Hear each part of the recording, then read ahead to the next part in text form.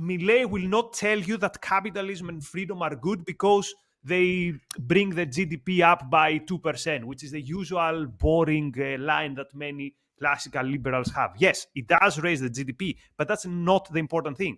The important thing is that it's a just system and that it's a fair system.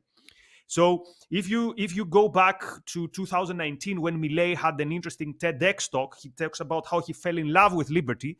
And he says, initially I fell in love because I saw the reverse hockey stick and the GDP going up. But then this love deepened because I saw that a system which is fair, I saw that it's a system which is just. So this is one point where we see the RAND influence. Another interesting point, which is related also to this tweet, is that he understands that the great producers, the creators, the entrepreneurs, the industrialists, the scientists, these are the heroes, the atlases that lift society up.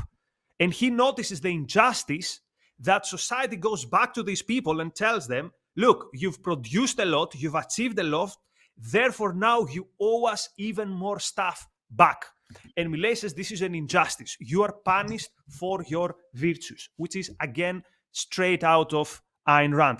It's also important that in that same interview, he talks about the transitional measures that he wants to enact. And even though I'm sure there are many kinds of programs he wants to dismantle that should be dismantled, it's dangerous to dismantle without a view toward what you're trying to accomplish and without taking the necessary measures. Part of what I'm saying here is that the mere fact that he's going to dismantle bad programs if he succeeds in doing it is not an unalloyed good if there's no plan for where they're going. And the important historical precedent here is Eastern Europe and the Soviet bloc, where there was all kinds of dismantling of socialist programs, privatization of industries, elimination of various authoritarian institutions.